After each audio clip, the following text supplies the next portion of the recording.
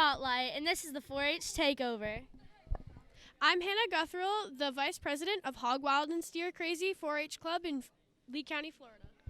And hi, I'm Whitney Taylor. I'm the President of Hog Wild Steer Crazy 4-H Club straight out of Lee County, Florida. Today we're on the podcast, we're talking about the future careers in ag for the youth of North America. To show that there are so many job opportunities in the ag industry, and it's not just a dead-end road where you go from showing and doing all that to an office job, unless it's in the ag industry. So yeah, we're interviewing a bunch of people at the World Dairy Expo, and it's first-hand accounts on, how the egg industry goes in a bunch of different people. I hope you guys enjoy and learn a lot. Hi, my name is Whitney Taylor, and I'm from North American Ag, and I'm here with Miranda from Priority IAC, and I'm just going to ask you a couple questions, if that's okay with you. What is your job in the industry? I am a microbiology dairy nutritionist, so I work with producers all over the country. Even in other countries, I do dairy nutrition. Awesome. So another question, what education did you need for that job? Well, I did go to a technical college for 2 years, but with microbiology nutrition, that is not being taught anywhere else. So I was self-taught at Priority IAC. So starting from when you were young, tell me your story in the ag industry. Where did it all start? Well, I do not live on a dairy farm, but I started out going to our neighbor's farm. My brother worked there, and I got liking cows. I started showing cows when I was 4. I started working on a dairy farm when I was 14.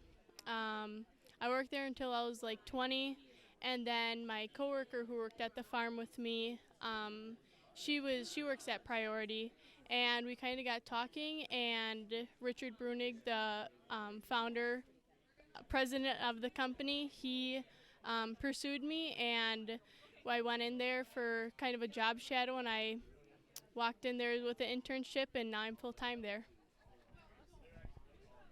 Do you plan on going any further, or do you plan on staying in the position you have in the ag industry at the moment? At the moment, I plan on staying where I am, but I'm kind of keeping my options open because, the egg industry, I never thought I would be a nutritionist. You never know with the egg industry. There's so much out there, and I always like to continue my learning. What can you tell us about Priority IAC? There's a lot of things about Priority, especially with microbiology. Like I said, that is taught nowhere else. At school, they teach what the industry does, and there it's all with microbiology, good bacteria. It's very unique. I love my job because I get to educate producers on all the stuff about microbiology. So there's just a lot of different and cool things about it. That's awesome. Thank you so much for telling us about your job.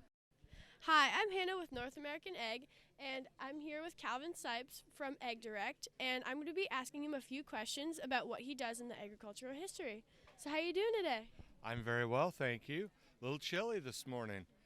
It is. So my first question would be, how did you end up in Egg Direct, and why do you do it? Why do I do it? That's a great question. I wound up with Ag Direct. I was actually working in another company with Farm Credit System, and Ag Direct was offered to the Farm Credit System as a alternative to the loan officers having to take care of equipment finance requests individually. And it became cumbersome because some of these equipment requests crossed their border lines. So one of the reasons that Ag Direct came about was the fact that Ag Direct does not have boundaries that they have to worry about within the United States, whereas some of the farm credit systems, they have to abide by their boundaries.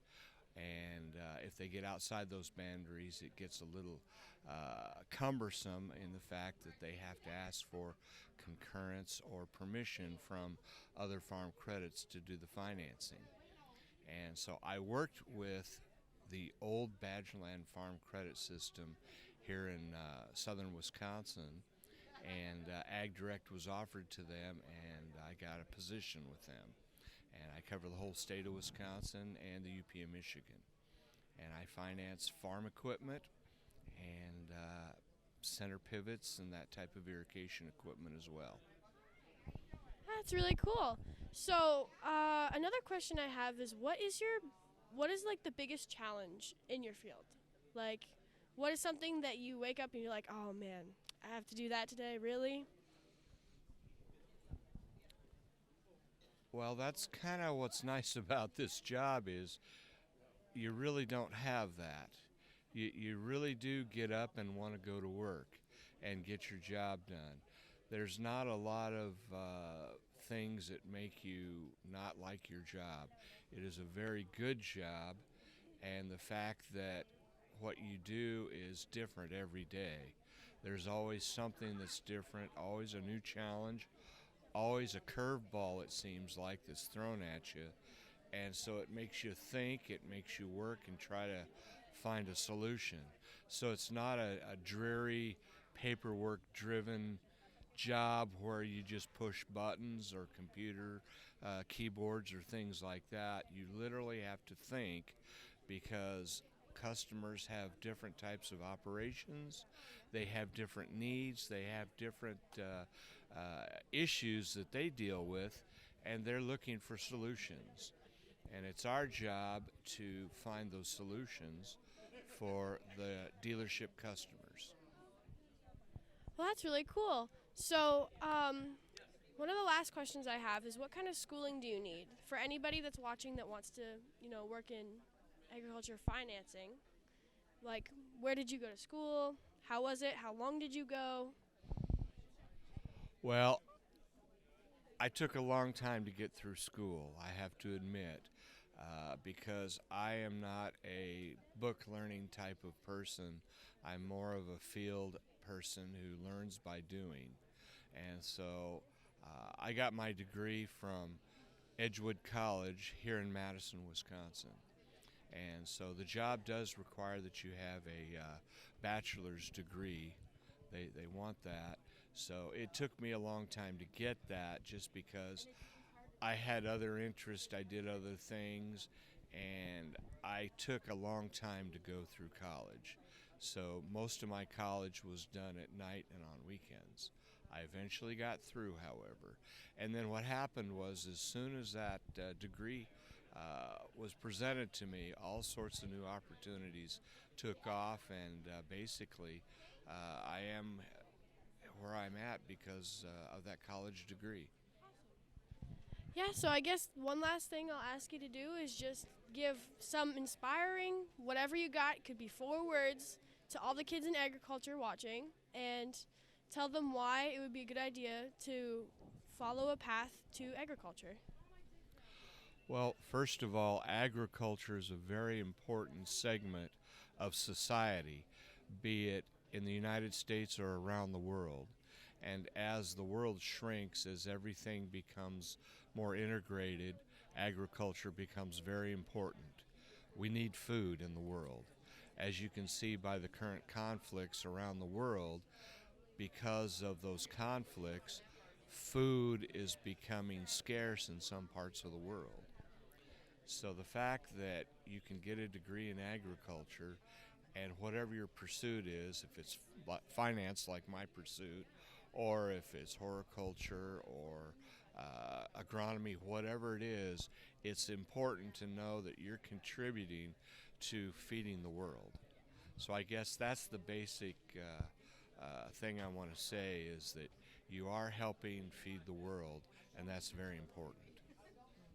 Yeah, well, that was awesome. Thank you so much, Calvin. And I hope you guys have a great day. This is North American Ag. Hi, I'm Whitney Taylor, and I'm here with North American Ag. I'm also here with Josh from Oxbow, and I'm going to be asking him a couple questions about his business. So, Josh, can you tell us what your business is and a little bit about it? Sure. So our business is a international machinery harvesting equipment company, and pretty much we specialize in anything niche agriculture. So everything from grapes and berries to sweet corn, seed corn, green beans, and I actually represent our hay merger division for the Western United States. What is the hay merger division? So we actually manufacture a variety of sizes of hay equipment, hay mergers that put the crops that feed dairy cattle, puts a crop together to be harvested. We've been making these for over 20 years, and it's been a really successful product for us. That's awesome. Can you tell me from day one, where did it all start in the ag industry for you? Well, I grew up on a dairy farm in Connecticut, believe it or not. So here I am out in Wisconsin now, a long time later. Went to a very prestigious ag high school called Nonawag High School in Connecticut. And then I ended up going to State University of New York in Cobleskill, New York. And I went for a 2-year in ag diesel machinery and ended up staying for a 4-year in ag engineering. So I interned with this company right out of school, and 13 years later, here I am. So down to the specifics, for everybody that would want your job in the future, can you tell us the exact education you got for this job? Well, I mean, you want to start, you want to have that farm background. Really helps when I look to hire somebody. So that work ethic, that go-getter attitude, you guys obviously have it doing this type of deal. But as far as schooling goes, we do like, a high school diploma, obviously, but for the engineering background and the mechanical background of things, a college degree definitely helps in ag engineering to get into the machinery side of things. That's really interesting. Can you tell us what your favorite things are about your job, your business, your lifestyle, basically, in the ag industry? Yeah, the people are the best. I mean, the Midwest is a great place to live. I ended up staying out here for a reason, obviously. But I actually covered, the whole western U.S. When I was doing service, I had the eastern U.S., just the environment of the ag industry and the people seems to be getting smaller every year. You always say it's a small world, but the ag industry seems to be getting smaller, and the people and the relationships you make are great. So. Yeah, I definitely understand that part of it. Definitely shrinking a lot. Did you have any FFA or 4-H when you were growing up? Did you ever show dairy cattle? No, definitely never showed dairy cattle. I was more into the machinery side of things, and growing up on a dairy farm, I got tired of milking cows, to be honest, and that's how I got into machinery. So, I was in FFA as well through high school. Is there absolutely anything else you want to tell us about your position or anything like that? I mean, it's a great position. I love selling equipment to successful farmers. It's nice to see us assist in their success. No, I would say it's a great career. I have no complaints. Anything inspiring you would like to tell us? Inspiring. Inspiring. No, I mean, it's just that, the workforce it's getting harder and harder to come by good help. So keep going after your dreams and have that, positivity to stay in the workforce and keep contributing to ag. Thank you, Josh. And are you having a good time at the World Dairy Expo? Is your business doing well? Yeah, this show's great. It's a long week, but we get through it, and it's good to see everybody. A lot of familiar faces here from all over the world, and so it's nice to connect. Definitely seems like everybody that works here makes some friends from all over the place, which is pretty cool. Thank you so much for helping out and helping with our 4-H project, and I hope you have a great last day at World Dairy Expo. Thank you. Hi, I'm Hannah Guthoerl from North American Egg, and today I'm talking about the careers in agriculture.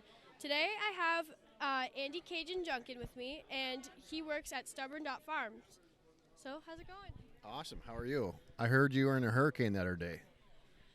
Yeah, I was. It was definitely an experience, but we got out alive, so it's okay. So I'll be asking Andy a bunch of questions, or about 3 questions, on his career in agriculture and what he does. Okay. So, you ready to start? Sure. All right. So my first question is, how did you end up doing what you do? What made you inspired to do what you do? Well, 25 years ago, I would have said what I do for a living is a BS. Simply put, anything related to human resources in agriculture, I thought was a load of BS. They made us take a couple courses on this in university, and it wasn't until I came home to farm with my dad. The day I left for college, my mother, she showed me the farm financials, and she said to me, if you don't fix these numbers, I'm going to leave your father.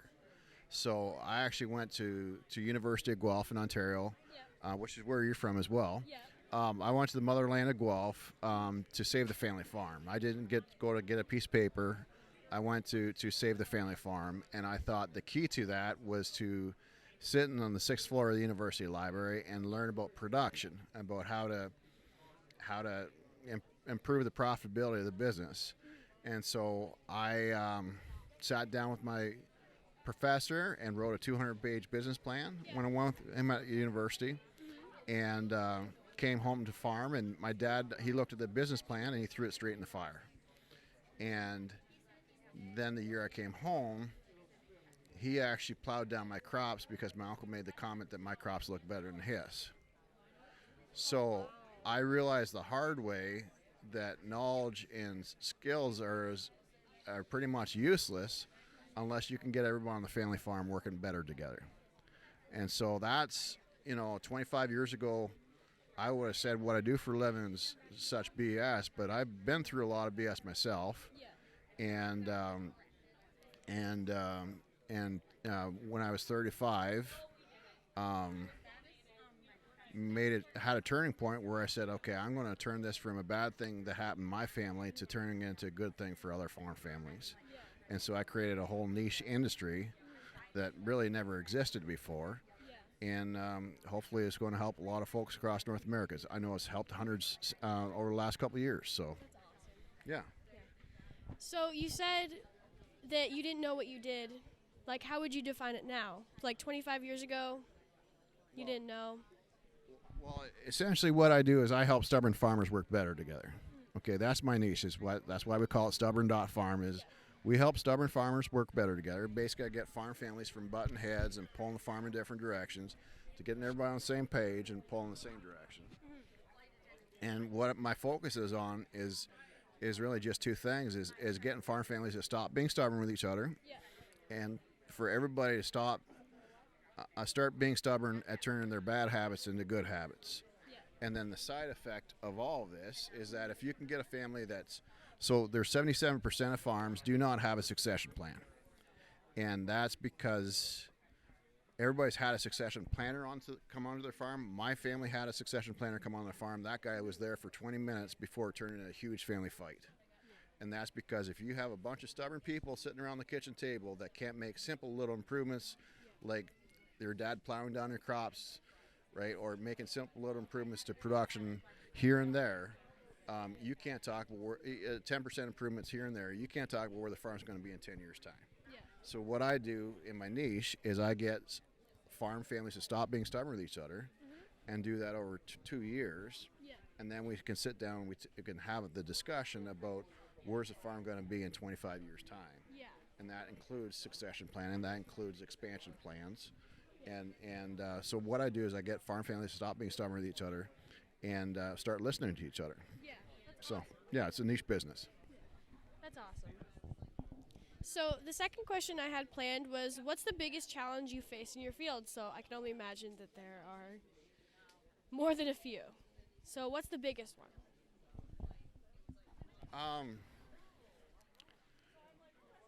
Well, initially it was believing in myself, because when I started doing what I do, everybody thought that was crazy that you would actually want to have a niche business and helping stubborn people work better together.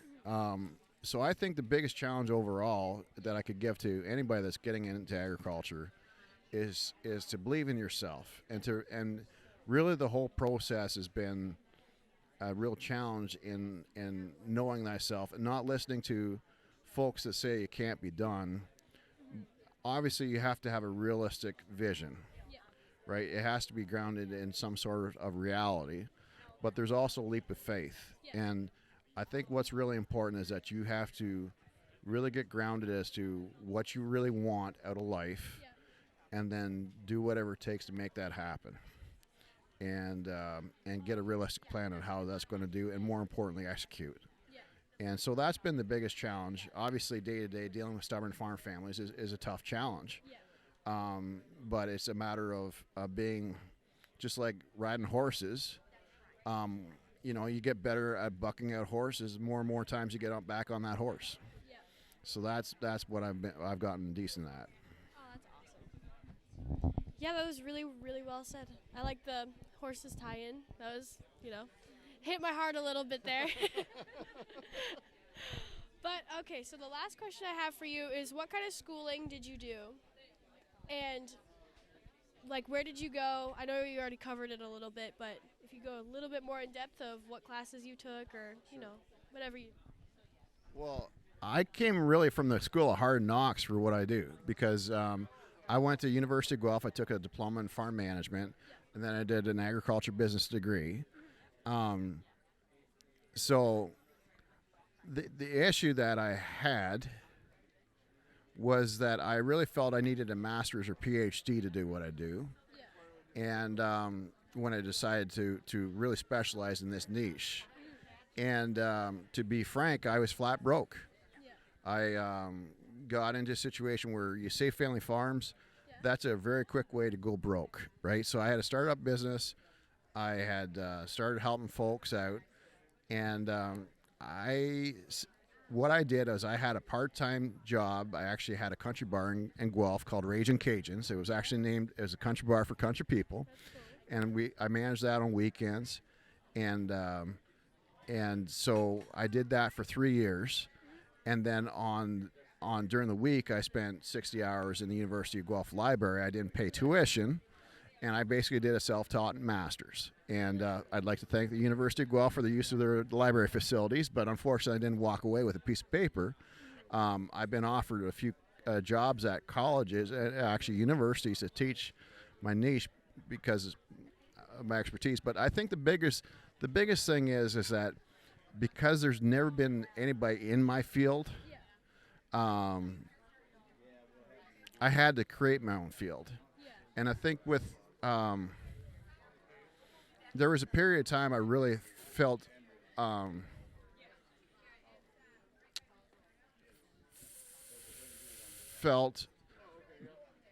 I couldn't afford to go to university, and that for me was I didn't have a lot of confidence in myself because of that. But what I've come to learn over the years is I've had a daily goal of reading 75 pages a day.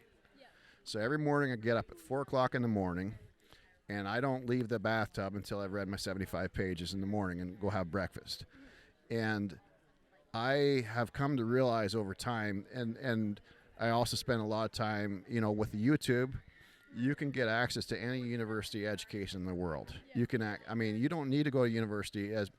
I'm not discouraging anybody from going to university, but the question's got to be, instead of you being taught by somebody else, can you have the discipline to teach yourself? And so I would really advocate that if you have a vision for a niche field that doesn't exist, don't feel that you have to go get certified. Teach yourself. And to have that internal drive to be disciplined, to always continuously improve yourself every day, I think that's the biggest advocate I can give to anybody else. Yeah, for sure. Okay. Yeah. Well, thank you so much. I think the last thing that I'm going to ask is, can you just say some, inspiring things for kids my age to, get into the agriculture field? Because I know it's a tough job, and sometimes they don't feel like they can do it. So just quick 4 words. I don't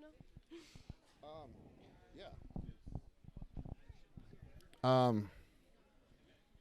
Well, I always say this to young farmers, usually one-on-one, but there's always a point in time when you're 21, 22, and you're just coming back to the farm. Yeah. I get a young farmer to pull out a jackknife, and then I ask him to cut his left finger off. And sometimes, if it's a male, I ask him, what would you cut your left testicle off for? And the question's got to be at hand is, it's only when you drill it down to the essential of life, what you really want to accomplish. Like, there's a lot of farmers here at this farm show that they have actually, you'll see that they're missing fingers. and they're happy. I know a friend who lost his leg, and he's seen that as a minor detail because he's so passionate about farming. Yeah. And so the question's got to be in your life, what are you willing to sacrifice an appendage for in order to accomplish? Yeah. And if you're willing to, if you love farming so much that you're willing to give your little pinky for it, then you're in the right career. Yeah. But if you're in agriculture, if you're working on the family farm, just because it's an easy place to go because you don't know what to do with your life, you're in the wrong spot. Yeah. And there's a lot of there's a lot of sons and daughters that are in their 30s and 40s and 50s that have spent 30 years of their lives that they've come home to the family farm because it was expected of them. Their dad had the dream of it, but they really didn't have the passion for farming as much as their parents did. And they're living their parents' dreams. And there's nothing, the definition of hell is living somebody else's dream. So my biggest challenge to anybody in 4-H that's coming home, considering going home to the farm, is what is worth dying for? What would you be willing to at least give an appendage for? And so in that concept, you know, when you start sorting through, like, what's really important for your career, don't go for the job that's pays a lot of money. I mean, some jobs that you can get offered in agriculture, you might be offered a job to be a banker, right? And that might be paying you 3 times as much money as what the farm's going to pay for you. Yeah. The question's got to be, how would you feel about that? Would you feel satisfied in that job? Or would you be more satisfied working at home on the farm? And when you get in the acid test as to what you're willing to give an appendage for, you will quickly define for yourself what you really want out of life, and you'll find true happiness. Yeah. Okay. Well, that's awesome. Thank you so much. And yeah, that was amazing.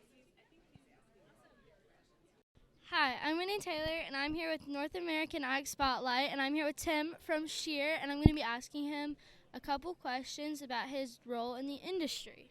So, Tim, what are you, and what do you do, and who are you?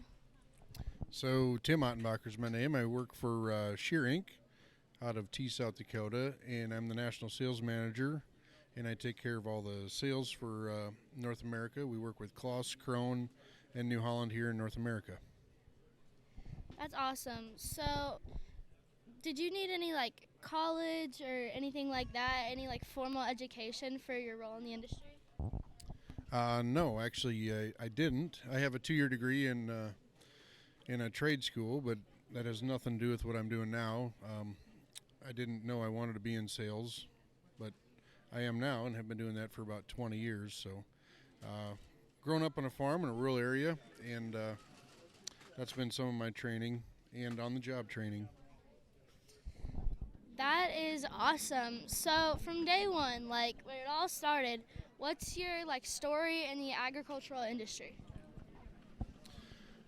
I don't have much of a story, but other than growing up in a small town, working on a farm from the age of about 14 and working through college and working with crop farmers and cattle farmers, and that's about it. That's awesome. So, what is it like being, you said you're a salesman basically, so, like, what's that like? What is that, like, what's the description of that job? Well, it's glorious being a salesman because you get all the glory, but you really don't. I basically take care of all the dealers in North America for our products, and a lot of that is training the dealers and the salesmen on your products so that they get buy-in and make sure that we can teach them the return on investment and why our products will be beneficial for the customers and help the dealership sell more equipment. That's awesome. So, what could you tell anybody that aspires to have your job in the future? Go to school. No. I don't know. Just if you like agriculture and you like sales, and go learn go learn on a dairy farm or a cattle farm and find something you like, and you just got to love your job. And if you don't like what you're doing, find a job you love. That's the biggest thing. Any other words of wisdom and something inspiring to tell the 4-Hers that will be watching this? Stay in school. I don't know. Find something you love to do, really, and then you don't really have to work a day in your life. It's kind of cliche, but that is the very, very true. Work hard, because hard work always pays off no matter what. So. Okay, thank you, Tim, for all your information. And how has the World Dairy Expo been for you this year? World Dairy Expo's been okay. It's not tremendous, but we're here more for support than we are to come and sell things. So we get to interact with a lot of our customers and some dealers and a lot of end users, dairymen, which is what this is for. So we get to talk to a lot of people we normally don't get to talk to, and it's nice to hear feedback from them and make sure our product's working in the field. So you said you covered North America. Have you, how many states have you been to? Have you been out of the country? Tell us about your experience in, being a traveler like that. Yeah, so I've been in this job for about 6 years, and I've been to 48 of the states in, I think, 9 different countries. So, yeah, it's been a little bit of travel. But, yeah, I've been traveling the country for close to 20 years already. So, but we've been about everywhere. I think me and whoever's going to be watching this wants to know, what are those 2 states that you haven't been to? Hawaii and Alaska. Oh, but they're coming soon. So you've been everywhere on the mainland then? Yes. Okay, Tim, thank you very much for all the information, and yeah, that's it. Thank you. Thank you. Hi, I'm Hannah from North American Egg, and I'm here with Taylor Weisensell from Egg Bag by RCI. That's what it is. And today I'm going to be asking him questions about the careers in agriculture and how he got to where he is. So the first question I'm going to ask you is, what kind of education do you need to be able to be a salesperson for Egg Bag? Well, for Egg Bag, usually everyone's been has at least their bachelor's degree in agriculture. And like myself, I attended the University of Wisconsin-Platteville right here in Wisconsin. So that's where I started my career, and then I've had a couple other jobs, but I've been with Egg Bag now for over 23 years. That's really cool. So what kind of challenges do you face in the egg bag industry? Well, our biggest challenges that we deal with right now, it's just on the manufacturing of machines. There's supply issues like everyone has, and it's just the cost of everything. I mean, plastic, resins for the bags themselves keep consistently going up, so it's trying to just manage our cost and make sure that we can still provide a product that affordable to our customers, which are more or less dairy farmers, most of them. So anybody that's probably watching right now is like, what the heck is an egg bag? So what is an egg bag? Egg bag is a feed storage system. So we'll take chopped haylage, corn silage, and we'll use our machine, a silage bagger, where it will, basically it's like a sausage stuffer. And so we'll use that as a storage system compared to your silo or your pile of feed. So what about travel? Have you traveled far, or how far has this taken you? How many of the 50 states? I think it's 50 states. Have you gone to? Well, in the States, I go where the dairy cattle are. So out east, you're in Pennsylvania, New York, Maine, been to Quebec, Ontario and Canada. Out west, California, Idaho, Texas, and Wisconsin and Minnesota. I mean, but I've also gone internationally. I've been to Japan. I've been to South Africa. So what kind of inspiring words do you have to say to your youth? Even if it's just 4 words, what's the most inspiring thing that you could say to all the kids in agriculture? Stay committed and just hard work. Just take it in and go. Yeah, well, that's awesome. This is Taylor. I'm Hannah, and this is North American Egg. Hi, my name's Whitney Taylor, and I'm here with North American Ag at the 2022 World Dairy Expo, and I'm here with Gary from Stewart's Labs, and I'm just going to be asking him some questions. So, what is your job in the industry? We manufacture and market animal health products, primarily for dairy cattle. We also have some human health products that are offshoots of those animal products. That's awesome. What education did it take for you to get that position? I had a Bachelor of Science in Animal Science from the University of Minnesota. That's awesome. And then do you plan on going any further, or do you plan on staying in the same position in the agricultural industry? Probably stay in the same position, but we want to continue to grow. We want to build our market in the U.S., and we want to expand it internationally. Okay, so now more about you. Can you tell me your story in agriculture from day one?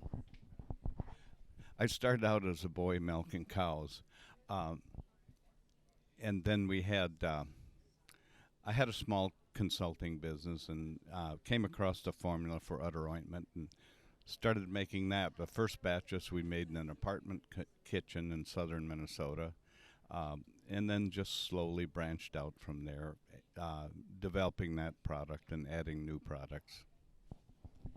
Okay, so what does your product do then? Tell us, what's your number one seller?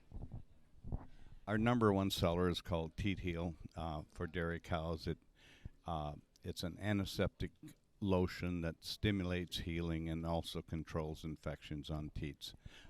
Biggest advantage is that it gives rapid healing on teat injuries. That's awesome. Is there anything else you can tell us? Well, as farm people know, if something works in the barn, it ends up in the house. So from that, we ended up making wound creams for people, product for joint and muscle pain, which is primarily for people, and those types of things. Okay, Gary, thank you so much for answering our questions, and I personally think that's an amazing business, and I'm going to have to get my hands on some of that. Thank you. Have a great day. Hi, I'm Hannah with North American Egg, and I'm here with Michelle McNamara, from Utter Comfort. So I'm going to be asking you a few questions about what you do in the egg industry, and yeah. So my first question is, what kind of education did you need to get to be where you are today? So I went to University of River Falls, and I got a dairy science degree with a management background, and then I've been in the dairy industry my whole life. So I have my bachelor's in that, and then I started with Utter Comfort in 2015. That's really cool. So with your job, how far has it taken you, geographically wise? So I travel Wisconsin, Minnesota, and then I kind of cover all the Midwest. So I go to Iowa, Illinois once in a while. My farthest is I've gone to Nashville, and then also Pennsylvania for the Dairy Girl Network. So that's been exciting. Yeah. So what kind of inspiring message do you have to the kids in agriculture? What would you say if they wanted to be an employee to Utter Comfort? What would you say to get them there? So just getting out and doing, making those connections is huge. Connections are huge. I mean, they get you everywhere. You can go and do all kinds of stuff, but until you make connections, you might not go anywhere. So just sitting at home isn't going to do you anything. Yeah. So I think about the last question I'll ask you is, what's the hardest part of your job, mentally? The hardest part. Mentally, the hardest part would probably be, just constantly making new connections, because it can be hard to do at times, especially sometimes, being a woman in ag can be difficult, because sometimes they want to talk to the man. But, you just have to get through that. And, me personally, what's helped me is, so I have a 60 cow dairy at home, so I've used Utter Comfort my whole my whole time. So even before I worked with Utter Comfort, so giving personal experience has been huge to me. So then I feel like, you know, you can connect with the consumer, you know, you can connect with your clients better, and that just is a huge thing. Well, thank you so much. It was so awesome to speak with you. We actually use Utter Comfort all the time, so Awesome. yeah. Come get samples. We did. Oh, Yep. perfect. All right. Well, thank you so much. You're welcome. Okay, guys, thank you so much for listening to North American Egg Spotlight. 4-H Takeover, and make sure you remember that we are the future of agriculture.